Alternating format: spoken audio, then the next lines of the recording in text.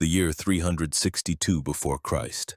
The plain near Mantinea in Arcadia, the midday sun beat down mercilessly upon the earth, turning the bronze armor of thousands of warriors into scorching ovens. The air, thick with dust, sweat, and the metallic smell of blood, trembled with anticipation. This was not just another battle in the endless fratricidal series of Greek civil wars. Here on this scorched earth, two Greeces clashed in a deadly struggle. On one side stood Sparta, once the undisputed hegemon of Hellas, its newfound allies from Athens, Elis, and Mantinea itself, the entire old order, desperately clinging to its past greatness. On the other, the army of the Boeotian League and their allies, the Arcadians and Messenians.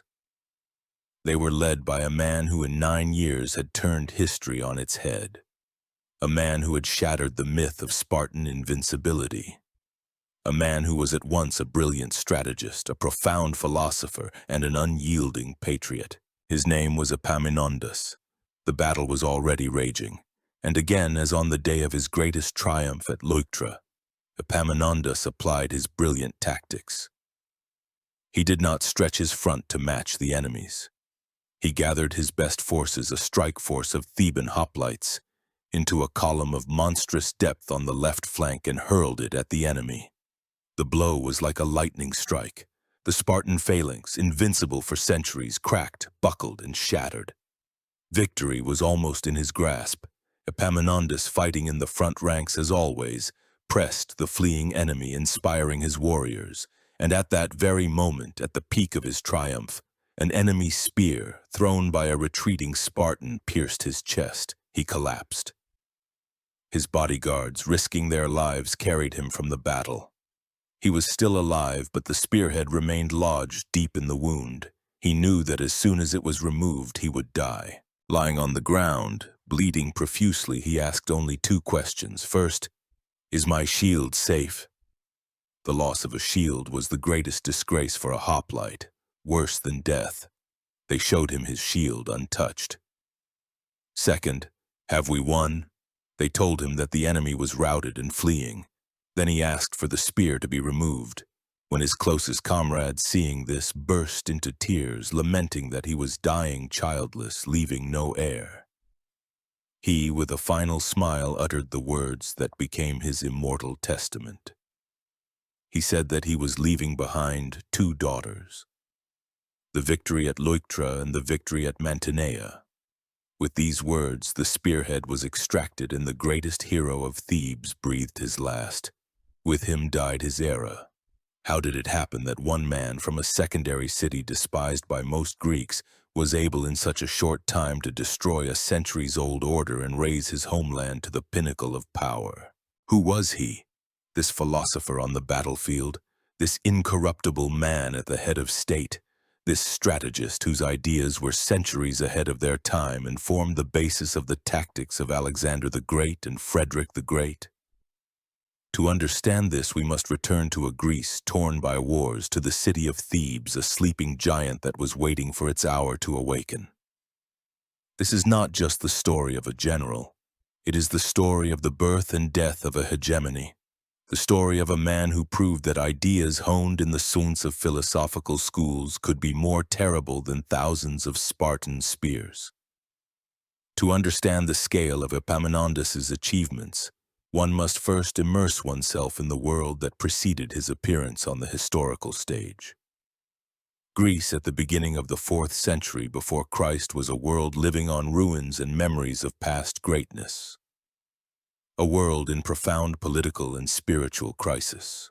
The Great Peloponnesian War, which lasted from 431 to 404 before Christ, was a titanic, nearly 30-year conflict between Athens and Sparta and their allies that had finally ended. But it left behind not peace, but a scorched earth. This conflict, which the historian Thucydides called the greatest upheaval for the Hellenes, had ground down an entire generation, destroyed thousands of lives, undermined the economy, and most terrifyingly poisoned the very soul of Hellas. The war changed everything. It marked the beginning of what historians call the crisis of the polis. The city-state, once the foundation of Greek identity and the source of the greatest cultural achievements, was now seen by many as the cause of endless suicidal wars. The former faith in the superiority of one's own polis, in the strength of the citizen militia, in the patron gods, was undermined. It was not only a political but also an intellectual crisis. Sophist philosophers appeared who questioned traditional values and laws, arguing that truth is relative. The execution of Socrates in Athens in 399 became a tragic symbol of this discord in a society unable to find support in old ideals. Agriculture in many regions was destroyed by scorched earth tactics. Trade routes were disrupted. A new, sinister phenomenon emerged: mass mercenarism. Thousands of ruined peasants and dispossessed exiles for whom war had become the only trade were ready to serve anyone for coin, be it a Greek tyrant or a Persian satrap. Their famous Anabasis, the march of 10,000 Greek mercenaries deep into the Persian Empire, described by Xenophon, showed both their incredible combat effectiveness and the fact that loyalty to one's homeland was no longer the highest value. Athens, once the brilliant center of democracy, philosophy, and art, the city of Pericles and the Parthenon, was defeated and humiliated. Its mighty fleet, the source of its wealth and power, was burned at the Battle of Aegospotami. Its long walls, which protected the city and its port of Piraeus, were torn down to the triumphant sound of Spartan musicians' flutes, as a symbol of complete annihilation. Its maritime empire, its arch, collapsed. Democracy was replaced by the brutal tyranny of the 30, a pro-Spartan junta led by Critias, a student of Socrates, which in 8 months of rule drenched the city in blood, executing 1,500 citizens without trial. Although democracy was restored in 403, Athens never managed to regain its former power. It remained the cultural capital of Hellas, a city where Plato opened his academy and where Aristotle would later teach, but its political influence was forever broken. The war had exhausted its treasury, broken its spirit, and sown deep pessimism and disillusionment with the old ideals of democracy that had led it to catastrophe. The victor of this war was Sparta. The state of warriors, Lacedaemon, a closed militaristic society that despised luxury and art, became the undisputed hegemon of all Greece. Its army, whose fighters went through the unique and most brutal system of education, the agoge, was considered invincible. The Spartan hoplite phalanx was synonymous with discipline and indomitable power. Throughout Greece, Sparta imposed oligarchic regimes favorable to it, the so-called dikarches, or rule of 10, supporting them with military garrisons led by Spartan governors, the Harmosts. These Harmosts were not just military commandants.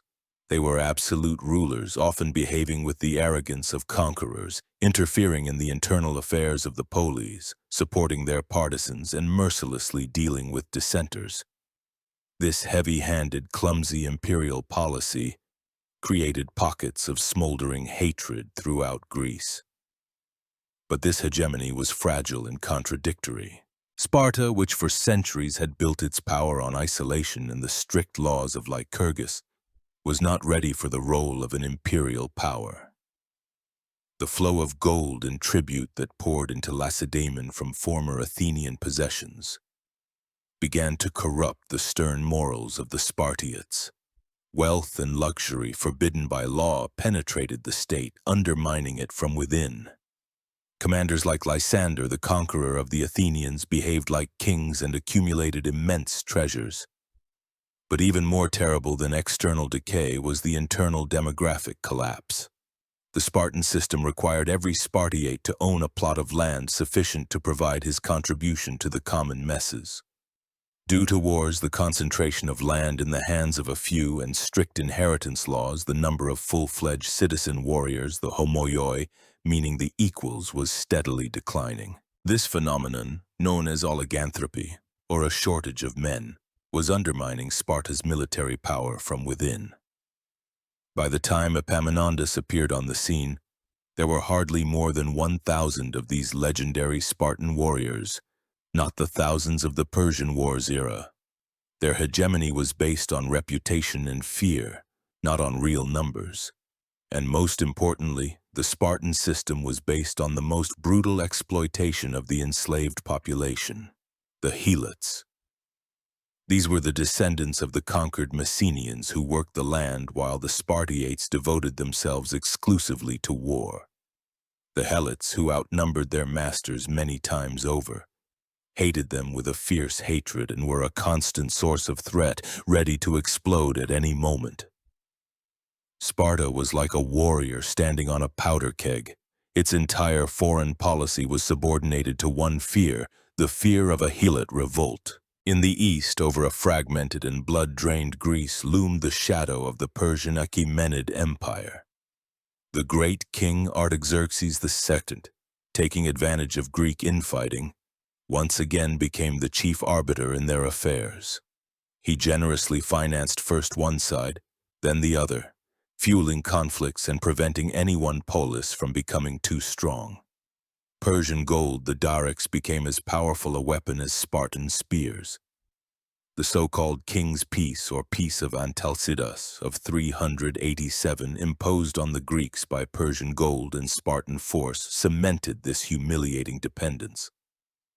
For the Greeks, raised on the exploits of the men of Marathon and the heroes of Salamis, this was an indelible disgrace. The Peace of Hellas was dictated by a descendant of Xerxes. The Greek cities of Asia Minor were given over to Persian rule, and Sparta was recognized as the guarantor of this peace, which gave it the right to forcibly intervene in the affairs of any polis under the pretext of protecting autonomy. In reality, this became an instrument of Spartan dictate. It was in this world where Athens was broken and Sparta seemed all-powerful, that on the periphery of great politics lay a state that most Greeks considered secondary, if not contemptible. This was the city of Thebes, the capital of the region of Boeotia. Boeotia, a fertile plain northwest of Attica, had a bad reputation in Greece. The Boeotians themselves, and especially the Thebans, were considered by the sophisticated Athenians to be coarse, uncultured boors, lacking in wit, more interested in food and drink than in philosophy. Athenian wits contemptuously called them the Boeotian swine. They were accused of Medism, of betraying the pan-Hellenic cause during the Greco-Persian Wars, when Thebes sided with the Persian king Xerxes. During the Peloponnesian War, they were loyal allies of Sparta and the most ferocious enemies of Athens, demanding after the victory that the city be razed to the ground and its inhabitants sold into slavery. Politically, Thebes headed the so-called Boeotian League, a federation of Boeotian cities. But this federation was fragile. Other Boeotian cities, such as Orchomenus and Plataea, resented Theban dominance and constantly sought support from Sparta to weaken their powerful neighbor. In Thebes itself, there was a fierce struggle between two parties, the oligarchic, led by aristocrats Leontiades and Archias, which was oriented towards Sparta, and the democratic, led by Ismenias, which advocated for independence and was hostile to Sparta. At the beginning of the 4th century, Thebes, dissatisfied with the terms of the King's Peace, which undermined its authority over the Boeotian League, began to pursue an increasingly anti-Spartan policy. They sheltered Athenian exiles and refused to participate in Sparta's campaigns. This enraged Lacedaemon. Sparta was only waiting for a pretext to punish the defiant city and put it in its place. And in 382 before Christ, such a pretext presented itself. The Spartan commander Pelopidas, leading an army north, was passing by Thebes. The leader of the pro-Spartan party, Leontiades, conspired with him. On a hot afternoon, when the Thebans were resting and the city council was in session in the Acropolis, the Cadmea, Pelopidas, with a detachment of soldiers treacherously, in peacetime, seized the fortress. The democratic leader Ismenias was arrested and later executed. Hundreds of his supporters fled to Athens. A pro-Spartan oligarchic regime was installed in Thebes, supported by the Spartan garrison in the Cadmea. This act of unprecedented treachery shocked all of Greece, even Sparta's allies. The seizure of an acropolis in peacetime was a gross violation of all the unwritten laws of the Hellenic world, but from a military point of view, it was flawless. Thebes, the sleeping giant, was decapitated and brought to its knees.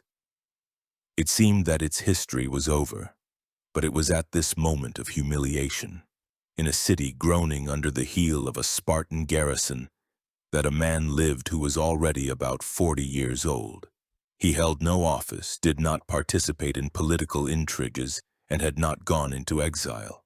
He led a quiet, modest life, dedicating himself to philosophy and physical exercises.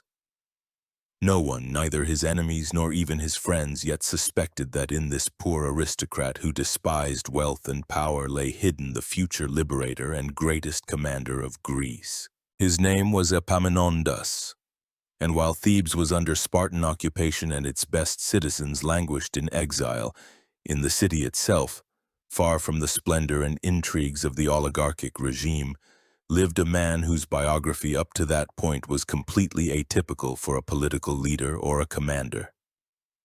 To understand the origins of his genius, we must turn to his upbringing and the formation of his personality, which laid the foundation for all his future achievements. Epaminondas was born around 420 before Christ in Thebes. He came from an ancient but impoverished aristocratic family. His ancestors, according to tradition, were among the Spartoi, warriors who sprang from the dragon's teeth sown by the mythical founder of Thebes, Cadmus. But of their former glory, only a famous name and family pride remained.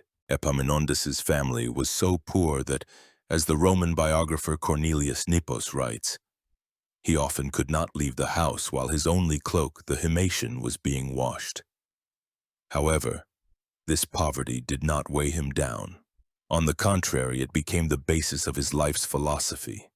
He despised money and luxury, considering them a source of corruption, dependence, and spiritual slavery. Throughout his life, even having reached the pinnacle of power, he remained incorruptible, which amazed his contemporaries who were accustomed to politics being the best way to get rich. Despite their poverty, Epaminondas's father, Polymnus, gave his son a brilliant education for the time. He hired for him the best teachers of music, dance, and philosophy. Epaminondas played the cithara and sang masterfully, which for the Thebans who valued music was an important virtue. But his main mentor, the man who shaped Epaminondas's worldview, was in exile, a Pythagorean philosopher named Lysis of Tarentum, a city in southern Italy. Pythagoreanism was not just a philosophical school, it was a whole way of life. Founded in the 6th century before Christ by the legendary Pythagoras, it combined mystical teachings about the transmigration of souls, strict ethical precepts, and a deep interest in mathematics and harmony. The Pythagoreans believed that the universe is governed by numerical laws, that music and mathematics are the keys to understanding the divine order of the cosmos. They practiced asceticism, long periods of silence to train the will, a strict diet, and valued friendship, loyalty, and self-discipline above all else. Lysis, who had fled Italy after the suppression of the Pythagorean League, found refuge in the house of Epaminondas's father and became a second father to the young man.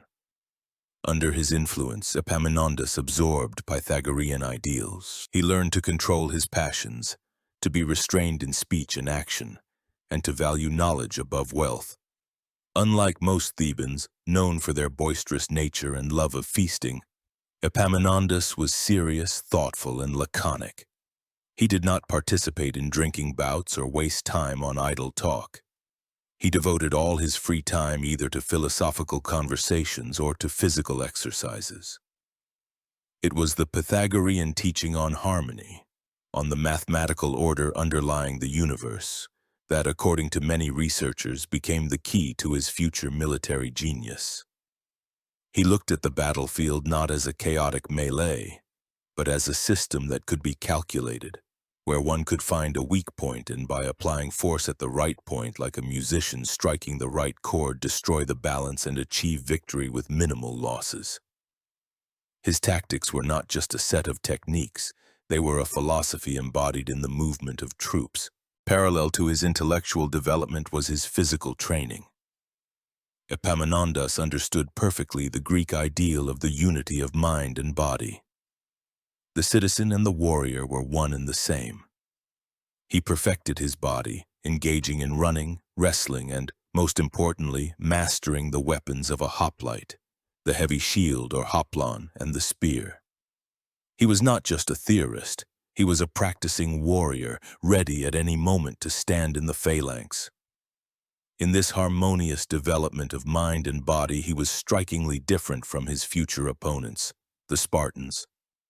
The Spartan agoge created ideal soldiers, killing machines, but it suppressed individuality, discouraged independent thinking, and made them incapable of unconventional thought. Epaminondas, on the other hand, was the embodiment of a different ideal. The philosopher warrior, a man whose mind was as sharp as his sword. Another crucial feature of his character was his capacity for profound friendship. His closest friend, almost a brother, was Pelopidas. Unlike the poor Epaminondas, Pelopidas came from one of the noblest and richest Theban families. He was the complete opposite of his friend, passionate, impetuous, generous to the point of extravagance, a lover of hunting, feasts, and fast horses. But they were united by a common love for their homeland and boundless mutual respect. This friendship became the backbone of the future Theban revival. Their bond was sealed in blood long before they became the leaders of Thebes. In 385 before Christ, during a Theban campaign to aid Sparta in the siege of Mantinea, ironically the very city where he would find his death, they fought side by side in the ranks of the phalanx. In a fierce skirmish, Pelopidas, having received 7 severe wounds, fell. Epaminondas, himself wounded, stood over his friend's body and single-handedly fought off enemy attacks, protecting him until help arrived. This act became a legend. It showed that behind the philosopher's outward reserve lay the courage of a lion and an unbreakable loyalty. When the Spartans seized the Cadmea, the friends' paths diverged for a time. Pelopidas, as an active supporter of democracy, was forced to flee to Athens. Epaminondas remained in Thebes. The oligarchic regime saw no threat in him. He was poor, held no office, had no political weight. They despised him as a harmless, eccentric philosopher. And that was their fatal mistake. Epaminondas was not broken. He stayed in the city and became the quiet center around which disgruntled youth began to gather. He did not call for open rebellion. He did something more important. He nurtured their spirit. In the Palaestra during training, he convinced them that the Thebans were in no way inferior to the Spartans, that a humiliating defeat was not the end, but the beginning. He was preparing the ground for the coming liberation.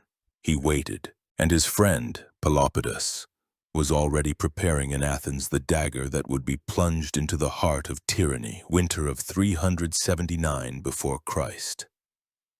A tense calm reigned in Thebes.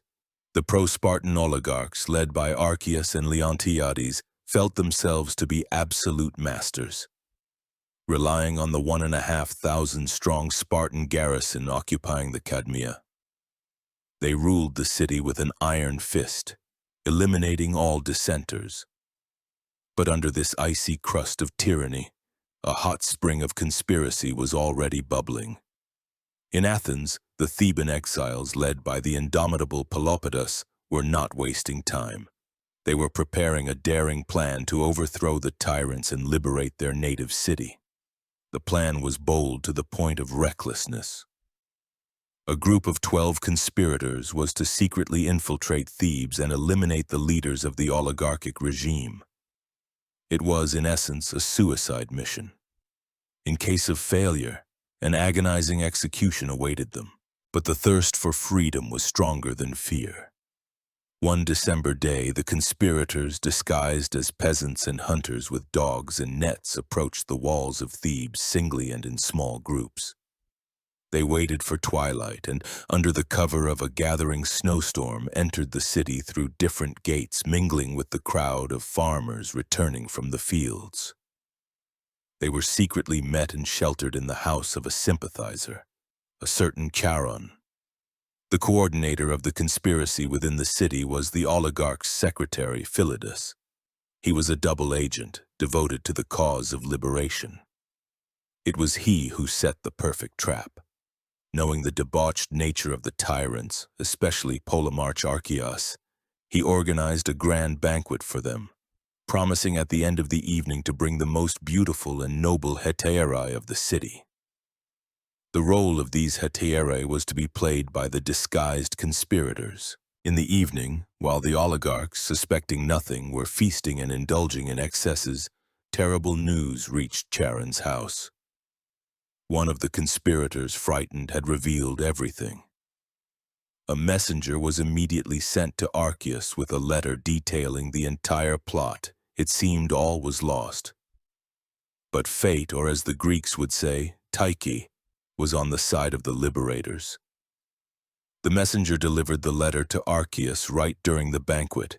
He, already very drunk, did not want to be distracted from the merriment. He thrust the letter under his pillow with words that became synonymous with disastrous procrastination, saying that important matters should be postponed until tomorrow. Soon Pelopidas announced that the promised hetairai had arrived.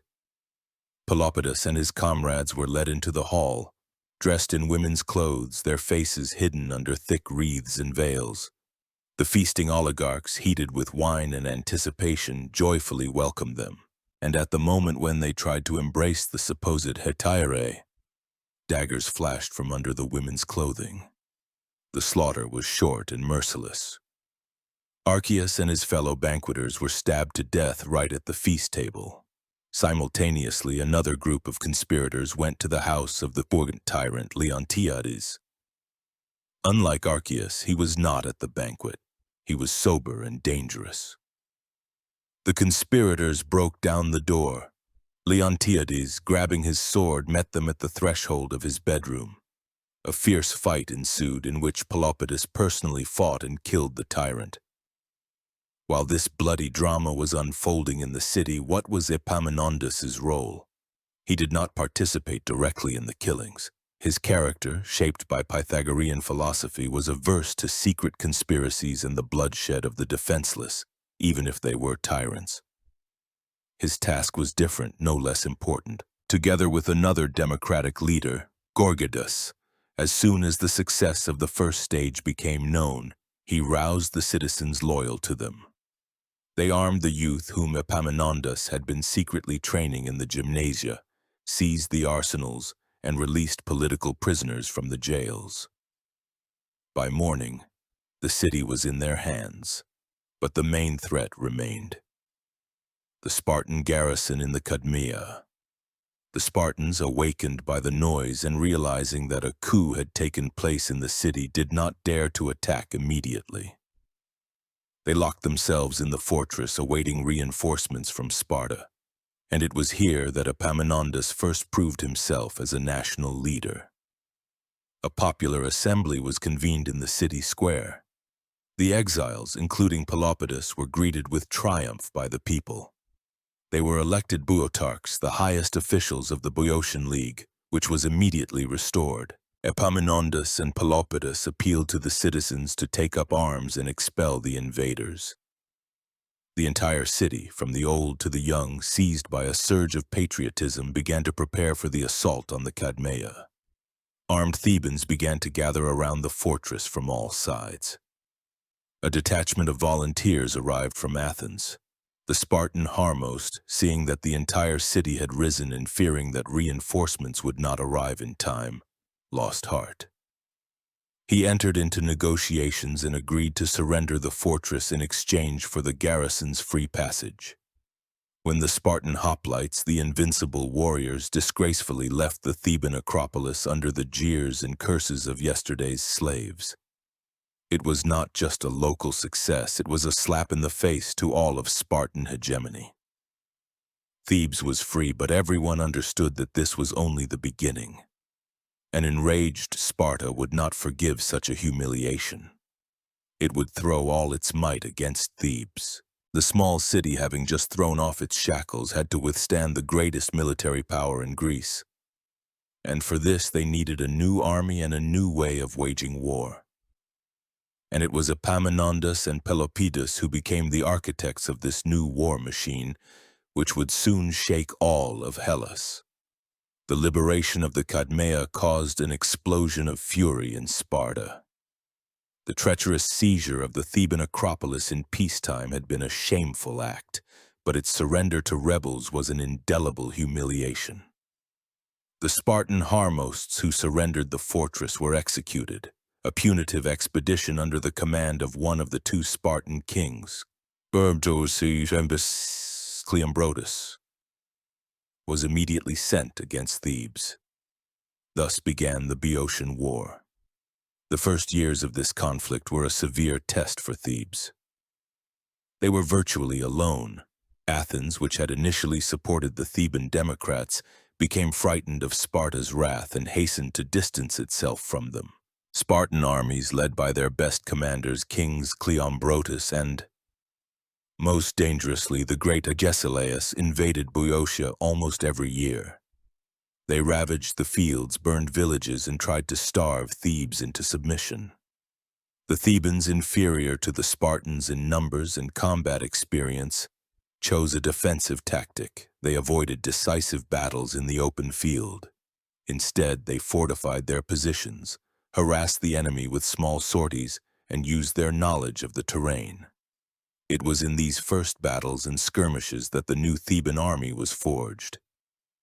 Epaminondas and Pelopidas, elected as Boeotarchs, tirelessly engaged in its training and reorganization.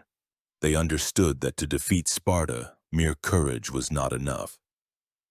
The Spartan war machine had to be countered with something new, something superior both tactically and morally.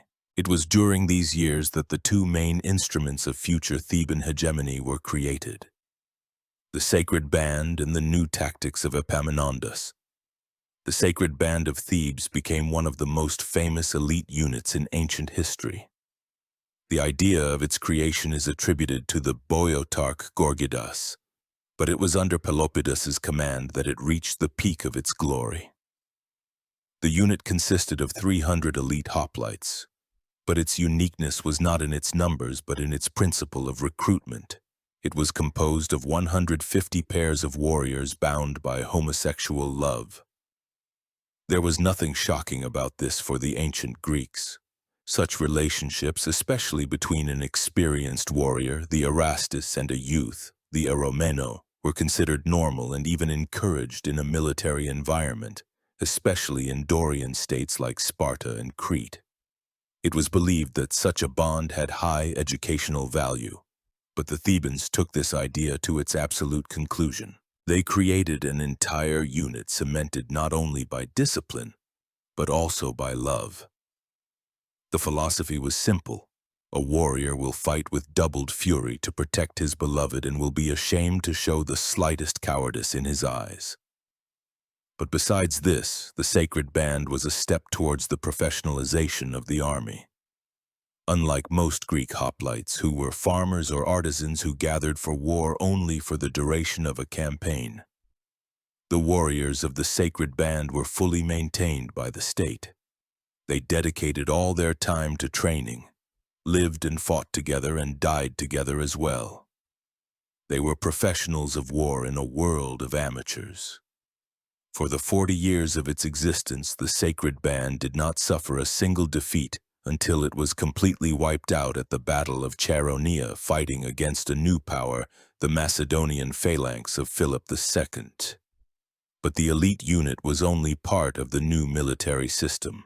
Its chief architect was Epaminondas. It was he who developed the tactical innovation that overturned all notions of hoplite phalanx warfare. This was the tactic of the oblique order, or echeloned attack. To understand the revolutionary nature of this idea, One must imagine a typical battle of that time. Two hoplite armies would line up opposite each other in long, relatively shallow lines or phalanxes, usually 8 to 12 ranks deep. They would clash wall to wall, and the battle would turn into a gigantic shoving match, the so-called othismos, a pushing of shields where the stronger and more resilient side won. Because each hoplite held his shield in his left hand, protecting not only himself but also his neighbor to the right, the entire phalanx had a natural tendency to drift to the right during movement. Therefore, the strongest and most elite units were always placed on the right flank, as it was considered the most honorable and decisive. The right flank of one army would attack the left flank of the other. The Spartans, whose warriors were considered the best in Greece, always placed an elite detachment of the royal guard on their right flank and crushed the enemy's left flank, after which they would attack their rear. This scheme had worked for centuries. Epaminondas decided to break this scheme. He abandoned the principle of evenly distributing forces along the entire front. Instead, he applied the principle of concentrating force at the decisive point. He radically changed the formation of his army. He made his right flank, which was to meet the charge of the elite Spartan units, deliberately weak and ordered it to evade battle to retreat, buying time. He also made the center relatively shallow.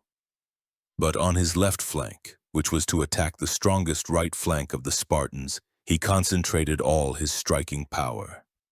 He formed the Theban hoplites here into a column of a monstrous, unprecedented depth of 50 ranks.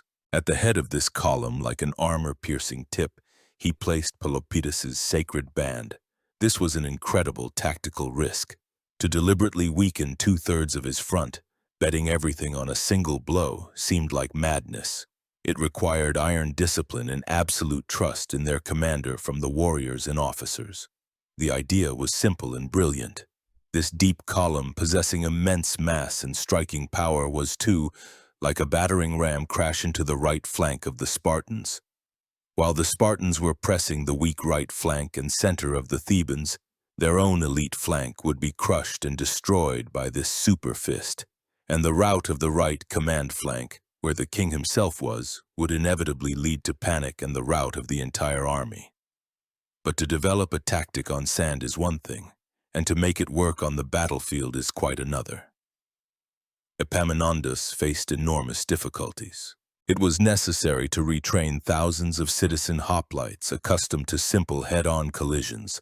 To make them retreat on one flank without panicking while the other flank attacked required inhuman endurance and trust. Years were spent on grueling training, on practicing complex maneuvers, on drills that turned militiamen into a well-oiled machine. Moreover, Epaminondas was one of the first in Greece to truly appreciate the role of cavalry. Boeotia was famous for its horses, and he turned the Theban cavalry from an auxiliary force into a full-fledged branch of the military, capable of delivering decisive blows, covering flanks, and pursuing a fleeing enemy. He was creating a new type of army based on the interaction of different branches, maneuver, and concentration of force. An army of the future. The chance to test it in action came in 375 before Christ at the Battle of Tegea. Pelopidas, at the head of the Sacred Band and a small detachment of cavalry, encountered 2 morai, or Spartan detachments, which outnumbered him 2 or 3 to 1. Instead of retreating, Pelopidas compressed his detachment into a dense column and attacked. He broke through the Spartan line, inflicted heavy losses on them, and won a brilliant victory. For the first time in history, a Spartan detachment in open battle was defeated by a numerically inferior enemy. The Battle of Tegea was a harbinger, a dress rehearsal for the coming triumph. It showed that the new Theban army was ready for great achievements, and the greatest test was just around the corner. By 371 before Christ, the 10-year Boeotian War had exhausted both sides. Greece was tired of the endless bloodshed, under pressure from the Persian king, who needed Greek mercenaries for his wars, and with the mediation of Athens, it was decided to convene a general peace congress in Sparta to end the war and establish a common peace, which was called the Koine Irene. Ambassadors from all over Greece gathered in Sparta. Athens was represented by the brilliant diplomat Callias. Sparta by its aging but still formidable king, Agesilaus. Thebes decided to send as its chief representative a man who until then had been known more as a warrior and philosopher than as a diplomat. They sent Epaminondas. And this choice proved to be brilliant. The negotiations were difficult. The main principle of the peace was declared to be the complete autonomy of all Greek polis, large and small.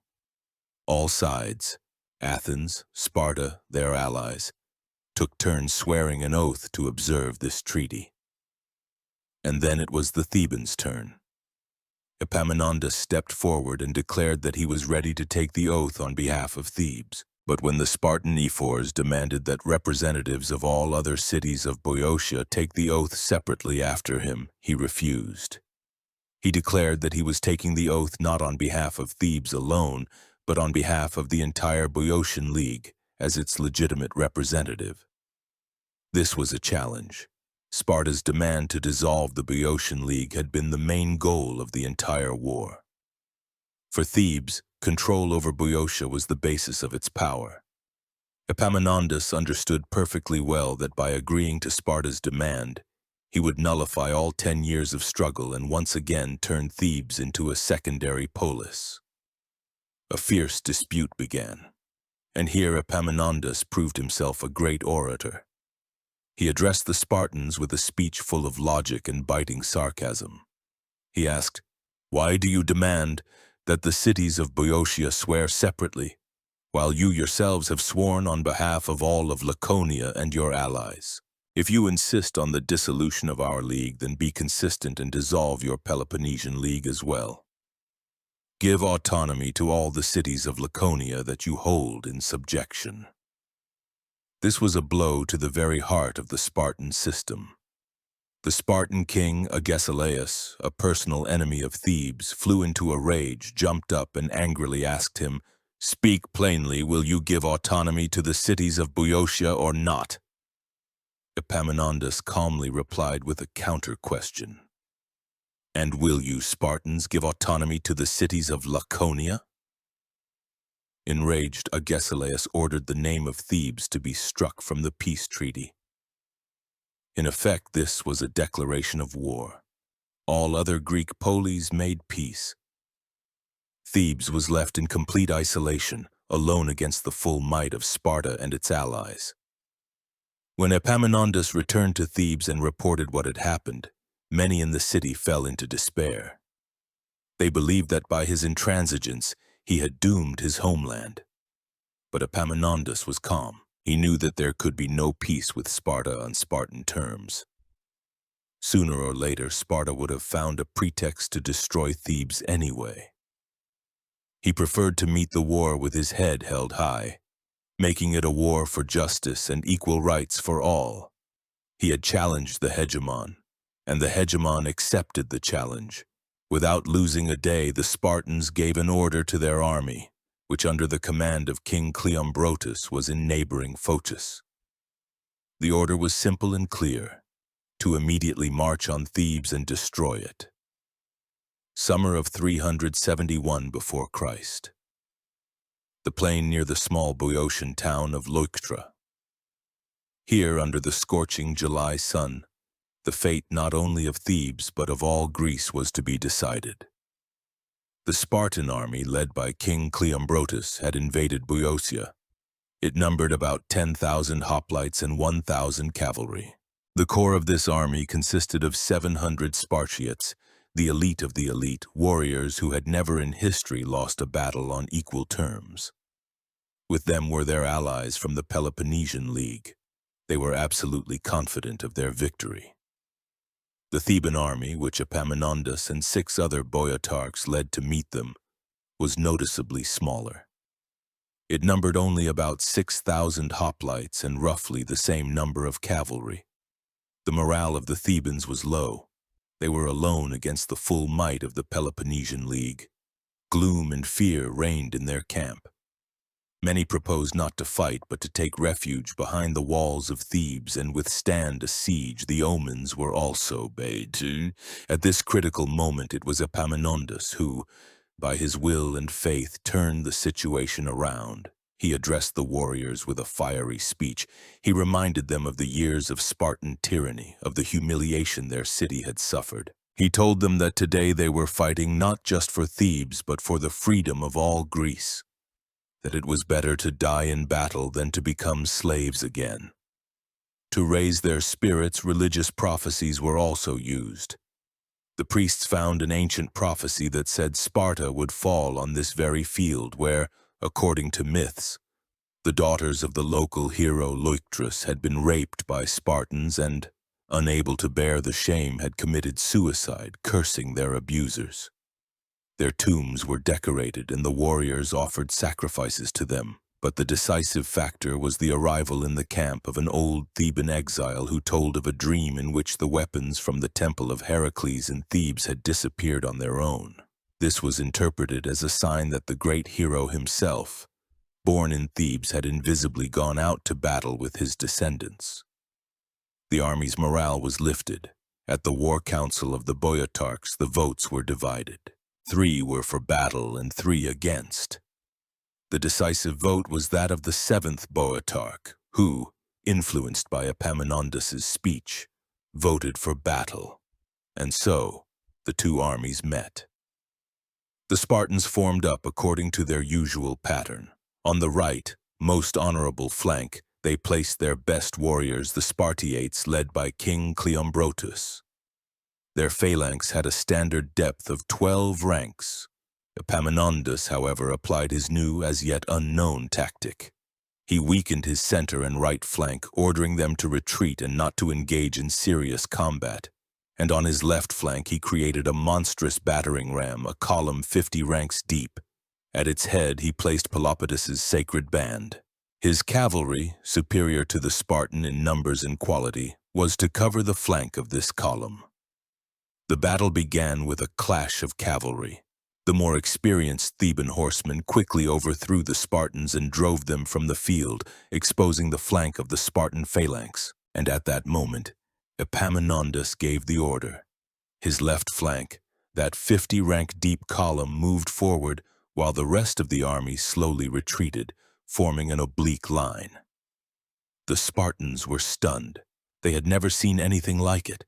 They expected a standard head-on clash, and instead, a living battering ram was advancing on their elite right flank. Cleombrotus tried to realign his line to meet the blow, but it was too late. The powerful Theban wedge, led by Pelopidas and Epaminondas, crashed into the ranks of the Spartiates. What happened next was not just a battle. It was a slaughter. Imagine the shock of a Spartan in the first rank. All his life he had been taught that he was the best warrior in the world. And now, not a line but a wall of men, 50 deep, was advancing on him. The impact was of such crushing force that the first 12 ranks of Spartans were not just pushed back, but literally crushed by the mass of the formation that fell upon them. Their spears broke, their shields cracked, and the rear ranks of the Thebans, unable to fight, simply pushed the front ones, turning the column into a living press. The Sacred Band broke through to the king himself. Cleombrotus, fighting desperately, fell, struck by many wounds. For a Spartan, to see the death of his king and the flight of his comrades was the collapse of his universe. Their entire system of upbringing, all their pride, crumbled in an instant. Their right flank, their pride, wavered and ran. The flight of the elite caused panic in the rest of the army. The allies, who were on the left flank and in the center, seeing the rout of the invincible Spartiates, turned and fled, without even engaging in serious combat. The battle that was supposed to be the end of Thebes turned into its greatest triumph. The losses were disproportionate. The Thebans lost about 300 men, the Spartans and their allies over 1,000. But it wasn't about the numbers. Of the 700 Spartiates who took the field, 400 died. The king died. Almost all the senior commanders died. It was a blow from which Sparta would never recover. The myth of its invincibility, the foundation of all its power, was dispelled on the field at Leuctra. A small, despised city had challenged the hegemon and won. But for Epaminondas, this was not the final goal. It was only the beginning. He did not want to just defeat Sparta. He wanted to destroy the very basis of its power. The victory at Leuctra had the effect of a bombshell in Greece. No one could believe what had happened. The states that had lived in fear of Sparta for decades suddenly realized that the hegemon was a colossus with feet of clay. Throughout the Peloponnese, like a chain reaction, anti-Spartan uprisings began. Democratic parties overthrew pro-Spartan oligarchies. Arcadia, a region in the center of the peninsula, united into a new Arcadian league hostile to Sparta. Elis, Argos, all the old enemies of Lacedaemon raised their heads. They turned to Thebes for help, begging Epaminondas to lead them and complete the rout of the common enemy. Epaminondas understood that the moment could not be missed. In the winter at the turn of 370 and 369 before Christ, having assembled a huge 70,000-strong army of Boeotians and all the new allies, he did the unthinkable. He invaded Laconia, the very territory of Sparta. For the first time in many centuries, an enemy soldier had set foot on the land that the Spartans considered their sacred and inviolable. His army, divided into 4 columns, passed through the Eurotas Valley with fire and sword, burning and plundering everything in its path. Spartan women who had never seen an enemy watched in horror from the city walls at the smoke of the fires. Sparta itself, which had no walls because the Spartans proudly declared that their walls were the courage of their citizens, was defenseless. The old king Agesilaus, humiliated but not broken, managed to organize a defense, even arming the Helots, promising them freedom. Epaminondas did not storm the city, understanding that it would lead to heavy losses. His goal was not to capture Sparta, but to destroy the very foundation of its existence.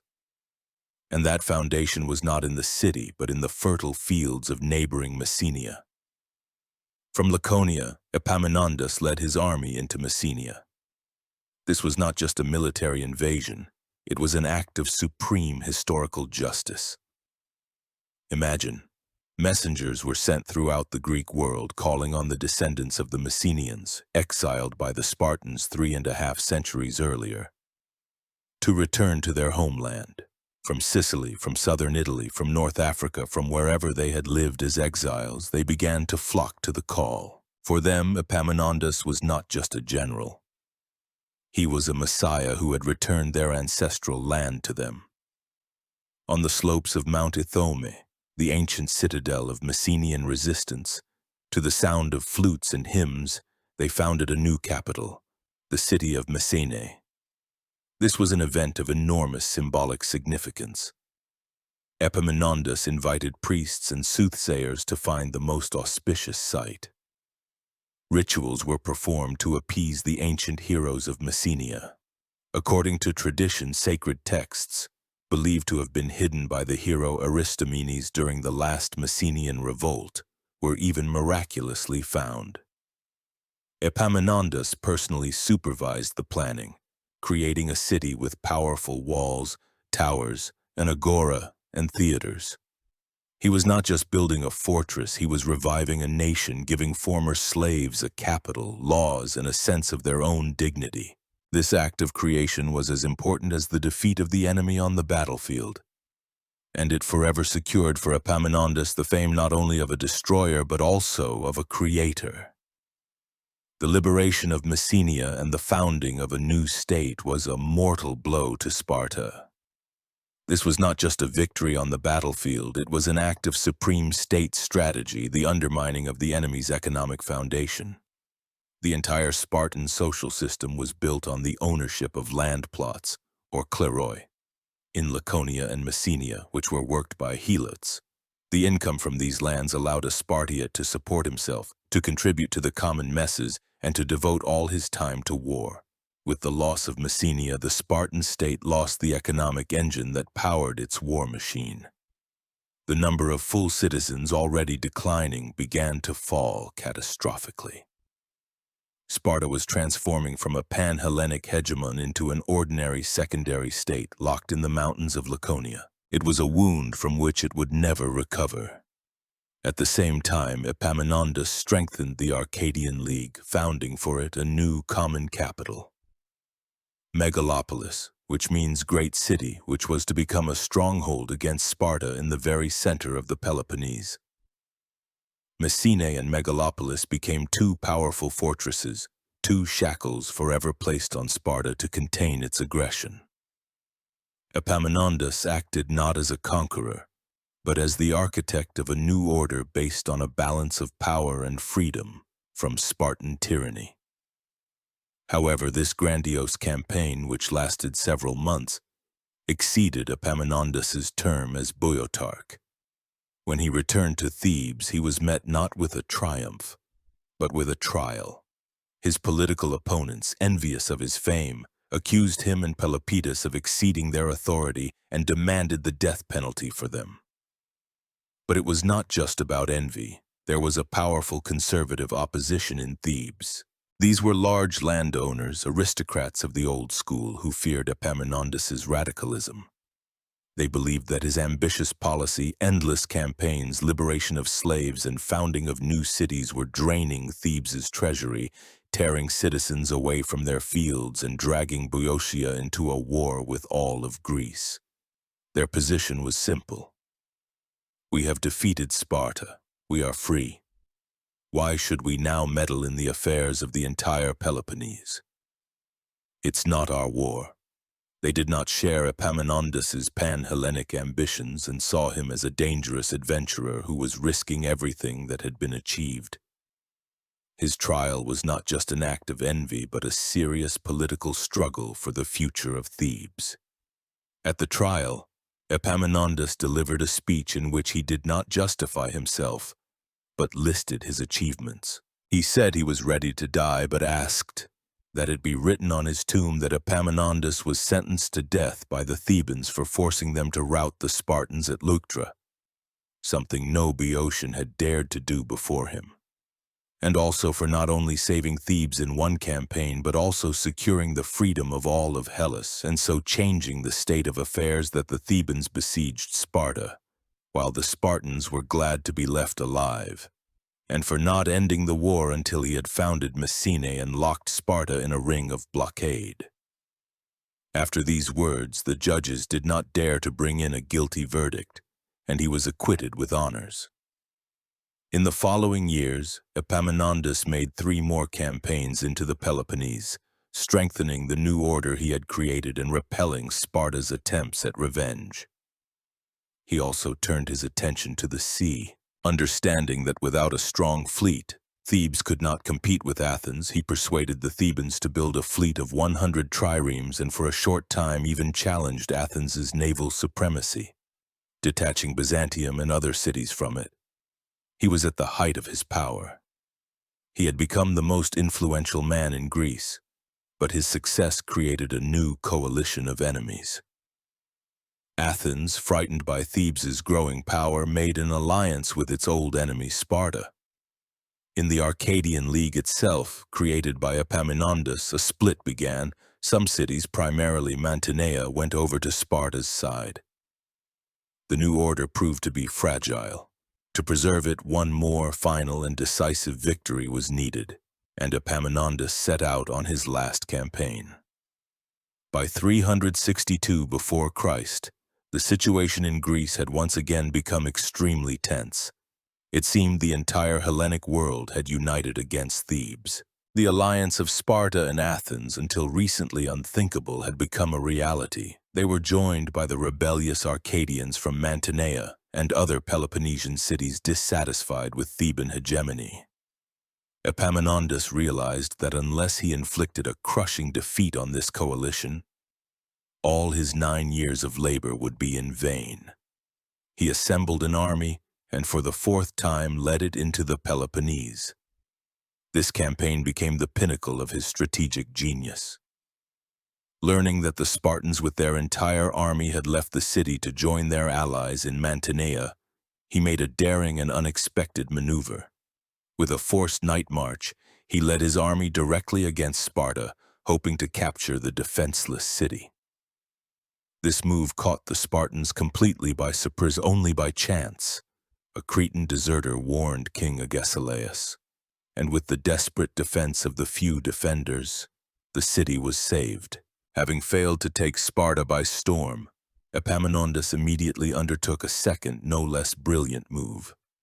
He knew that the allied army, upon learning of the threat to Sparta, would rush to its defense, leaving their camp in Mantinea unprotected.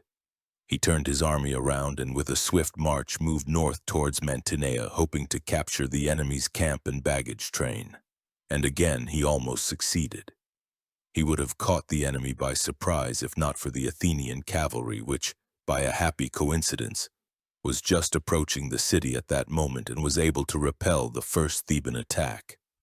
All his cunning plans had failed. The allied army, having united, now stood on the plain before Mantinea. Epaminondas found himself in a difficult position. His campaign was dragging on and his resources were running out. He needed a decisive battle, and he decided to fight it on his own terms. He drew up his army opposite the enemy but did not attack. Instead, he ordered them to lay down their arms, as if preparing to make camp and refuse battle. The allies, seeing this, relaxed. They took off their armor, broke rank, and decided there would be no battle that day. And at the very moment when their vigilance had slackened, Epaminondas gave the order. He again, as at Leuctra, formed his army in an oblique battle order, creating a most powerful strike wedge on the left flank. And this army, which had just been feigning fatigue and unwillingness to fight, in a single swift rush charged the unprepared enemy. The plan was brilliant, but this time, the allies, taught by the bitter experience of Leuctra, were ready. They knew where the main blow would fall. A terrible, fierce battle began. The Theban wedge, as before, broke through the enemy front, but this time victory was won with much more blood. Both sides fought with desperate courage. It was in this decisive clash, leading his soldiers in the attack, that Epaminondas received his mortal wound. His fall caused confusion in the Theban ranks. Although they had broken the front and forced the enemy to retreat, they did not pursue them. The battle ended. Both sides declared themselves victors. The Thebans remained masters of the battlefield, but their victory was overshadowed by the death of their great leader. The death of Epaminondas, described in the prologue, was the end of an era. His last words proved prophetic. He did indeed leave behind 2 daughters of victory, but with his death, Thebes lost its genius, its heart, and its mind. The victory at Mantinea brought them nothing but new losses. As the historian Xenophon, a contemporary of these events, wrote, after this battle, there was even more disorder and confusion in Greece than before. The death of Epaminondas on the field at Mantinea was an irreparable loss for Thebes, the city that in a single decade, thanks to the genius of one man, had soared to the pinnacle of power, began its equally swift decline. Epaminondas had no worthy successors. No one possessed his strategic vision, his political wisdom, and most importantly, his moral authority. Theban hegemony, which rested on his personal qualities, collapsed with him. But it was not just a matter of personality. Thebes itself was not ready for the role of hegemon. It had neither a developed administrative apparatus like Athens, capable of managing allies, nor a centuries-old ideology justifying domination like Sparta. Its power was purely military, and when the genius who directed that power was gone, it became useless. Unlike Athens, which brought with it ideas of democracy and maritime trade, or Sparta with its ideal of strict order, Thebes could not offer the rest of Greece any long-term attractive idea other than freedom from Sparta. When that goal was achieved, their alliance began to fall apart. The endless internecine wars in Greece resumed with new force, further weakening the Hellenic world. And into this power vacuum, created after the Titan's death, a new, hitherto unknown force from the north was already entering. In Macedonia at this time, a young prince named Philip, the future King Philip II, was living as a hostage. He had spent 3 years in Thebes at the very height of its power. He saw the new Theban army, studied Epaminondas' tactics, and absorbed his military and political ideas. It was he who, upon returning to Macedonia, would create on the basis of Theban innovations his own, even more perfect war machine, the Macedonian phalanx with its long sarissa spears, and it was he, and then his son Alexander the Great, using the oblique order tactic developed by Epaminondas, who would first conquer Greece and then the entire known world. Thus, the military genius of the Theban commander did not die with him, but was inherited and developed by his Macedonian students, changing the face of war for centuries to come. What, then, is the legacy of Epaminondas himself? For ancient authors, he was one of the brightest and noblest figures in history. The Roman orator Cicero called him the first man of Greece. The biographer Cornelius Nepos placed him above all Greek and Roman heroes. He was praised for his incorruptibility, his modesty, his loyalty to friends and country, his unique combination of the qualities of a philosopher and a commander. From a military perspective, his contribution is immense. He was one of the greatest tactical innovators in history. The principles of concentrating forces at the decisive point, the interaction of different branches of the military, both infantry and cavalry, the use of psychological factors to raise morale, all this makes him one of the fathers of the art of war. In politics, his legacy is more debatable. He crushed Sparta and forever changed the political map of Greece. He liberated the Messenians, restoring historical justice. But the new order he created proved short-lived. His hegemony, like the Athenian and Spartan ones before it, was based on the power of a single polis and could not grow into a lasting pan-Hellenic unity. Ultimately, by weakening the traditional centers of power, he unintentionally cleared the way for the Macedonian conquest. Herein lies the greatest irony and tragedy of his life. The man who dedicated himself entirely to the idea of free Greek polis, by his very victories created the conditions in which this idea could no longer survive. He won all his battles, but ultimately in historical perspective, his cause was lost. He was the last great hero of a free Hellas, and his death was the final act in its long drama. But perhaps the main lesson of his life lies not in the plane of military or political strategy. Epaminondas was the living embodiment of the Greek ideal of kalokagathia, the harmonious combination of physical beauty and valor with moral and intellectual perfection.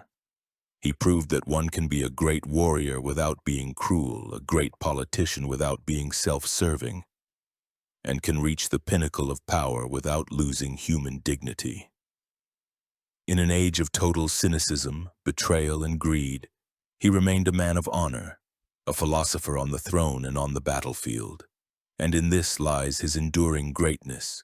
His story is an eternal reminder that even one person, armed with strength of spirit and sharpness of mind, is capable of changing the world.